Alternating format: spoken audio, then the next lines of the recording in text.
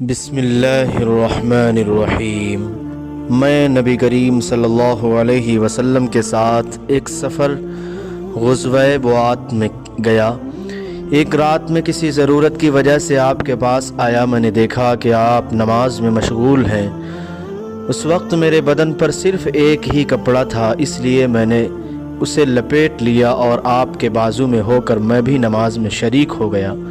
جب آپ نماز سے فارغ ہوئے تو دریافت فرمایا، جابر اس رات کے وقت کیسے آئے؟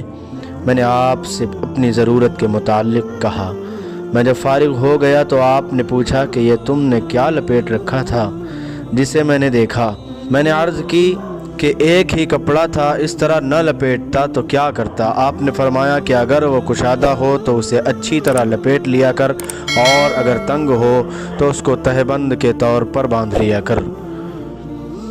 کئی آدمی نبی کریم صلی اللہ علیہ وسلم کے ساتھ بچوں کی طرح اپنی گردنوں پر ازاریں باندھے ہوئے نماز پڑھتے تھے، اور عورتوں کو آپ کے زمانے میں حکم تھا کہ اپنے سروں کو سجدے سے اس وقت تک نہ اٹھائیں جب تک مرد سیدھے ہو کر بیٹھ نہ جائیں۔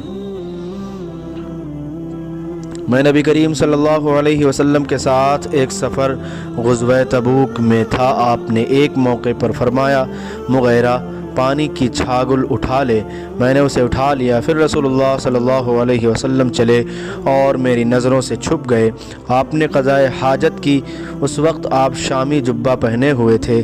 آپ ہاتھ کھولنے کے لیے آستین اوپر چڑھانی چاہتے تھے، لیکن وہ تنگ تھی، اس لیے آستین کے اندر سے ہاتھ باہر نکالا۔ میں نے آپ کے ہاتھوں پر پانی ڈالا۔ آپ نے نماز کے وضو کی طرح وضو کیا اور اپنے خفین پر مسح کیا، پھر نماز پڑھی۔ رسول اللہ صلی اللہ علیہ وسلم نبوت سے پہلے کعبہ کے لیے قریش کے ساتھ پتھر ڈھو رہے تھے۔ اس وقت آپ تہبند باندھے ہوئے تھے۔ آپ صلی اللہ علیہ وسلم کے چچا عباس نے کہا کہ بھتیجے، کیوں نہیں تم تہبند کھول لیتے اور اسے پتھر کے نیچے اپنے کاندھے پر رکھ لیتے تاکہ تم پر آسانی ہو جائے۔ حضرت جابر نے کہا کہ آپ نے تہبند کھول لیا اور کاندھے پر رکھ لیا، اسی وقت گشی کھا کر گر پڑے۔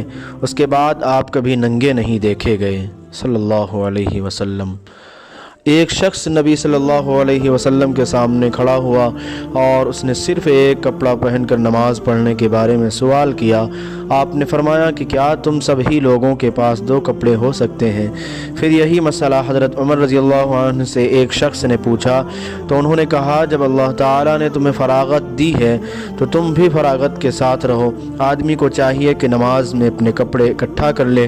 کوئی آدمی تہبند اور چادر میں نماز پڑھے، کوئی تہبند اور قمیص، کوئی تہبند اور قبا میں، کوئی پاجامہ اور چادر میں، کوئی پاجامہ اور قمیص میں، کوئی پاجامہ اور قبا میں، کوئی جانگیا اور قبا میں، کوئی جانگیا اور قمیص میں نماز پڑھے۔